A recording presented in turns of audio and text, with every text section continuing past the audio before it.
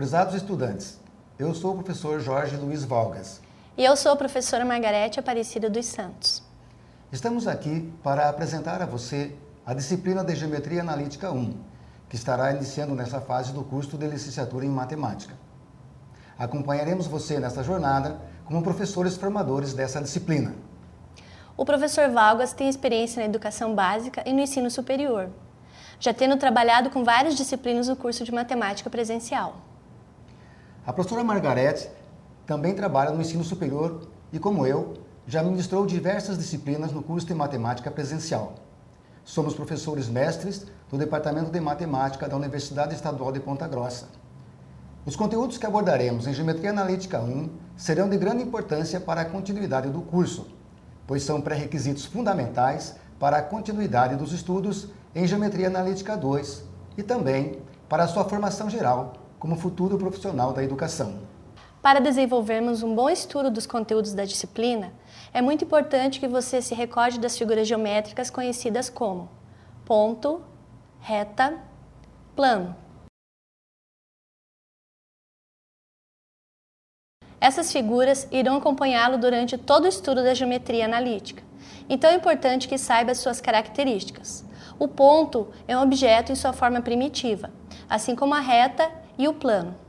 Quando se pretende construir uma teoria axiomática, é necessário que se determine as propriedades, também conhecidas como axiomas, que esses entes primitivos possuem, como, por exemplo, dois pontos distintos determinam uma única reta. Diversas teorias axiomáticas são encontradas na geometria euclidiana, apresentada na coleção de livros intitulada de Os Elementos de Euclides de Alexandria, que viveu entre 360 a.C. a 295 a.C., e que possui exatamente esses entes que você estudará. Todas essas figuras geométricas possuem uma representação visual, que seriam seus gráficos, também chamados de lugares geométricos. O estudo da geometria analítica pode ser abordado de duas formas. A primeira é quando, dada uma equação, é feita a sua representação geométrica. A segunda, dada uma figura ou condição geométrica, determinar sua equação, ou seja, a sua representação analítica. Esses dois problemas estão intimamente relacionados e juntos constituem o problema fundamental da geometria analítica. Por ora, falaremos sobre a primeira situação, na qual é dada uma equação com duas variáveis, uma x e outra y, e que pode ser escrita na forma f de xy igual a zero. Analisando esta igualdade, observa-se que existe uma infinidade de valores de x e de y que tornam verdadeira a equação. Cada dupla de valores reais que verificam esta equação forma um par ordenado x, y, representando um ponto no plano cartesiano.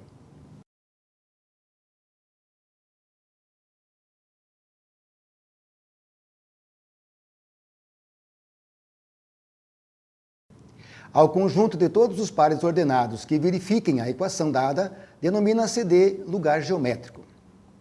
Portanto, constituem-se em elementos do lugar geométrico somente os pares ordenados que satisfaçam a equação dada.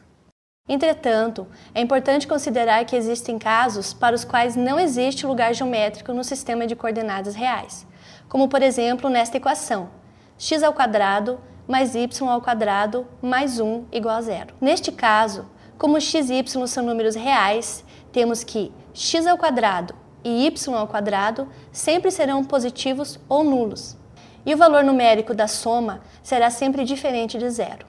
Logo, esta equação não tem lugar geométrico. Diz-se então que o lugar geométrico da equação é imaginário. Outro caso especial é desta equação, x² mais y² igual a zero, a qual só é satisfeita por x igual a zero e y igual a zero. Portanto, no sistema de coordenadas retangulares reais, o lugar geométrico desta equação é a origem do sistema cartesiano ortogonal. Vejamos outros exemplos de lugares geométricos.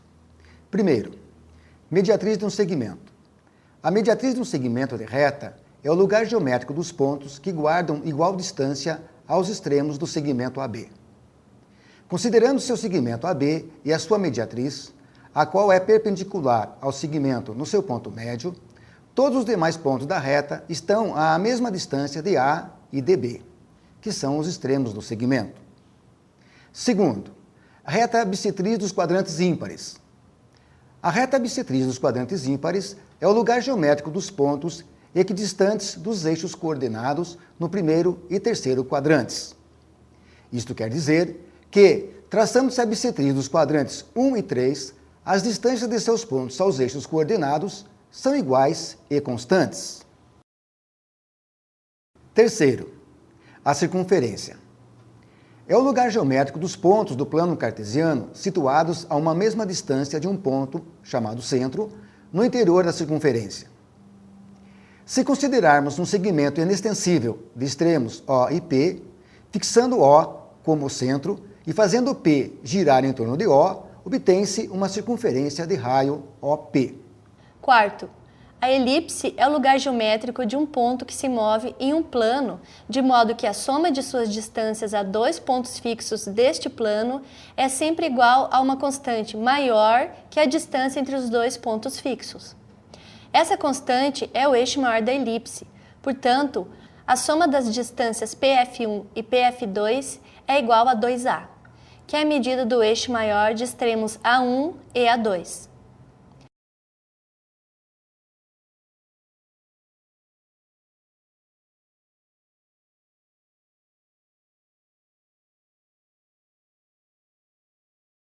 Quinto, a parábola.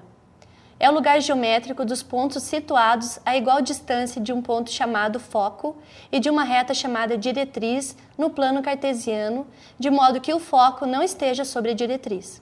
O ponto P move-se sobre o plano mantendo sempre iguais as distâncias entre P e D e P e F. Uma reta importante no estudo da parábola é a latus rectum, que é uma reta perpendicular ao eixo da parábola e que passa pelo seu foco. Sexto, a hipérbole é o lugar geométrico dos pontos de um plano, tal que a diferença das distâncias desses pontos a dois pontos fixos do plano é igual à distância entre os vértices da hipérbole.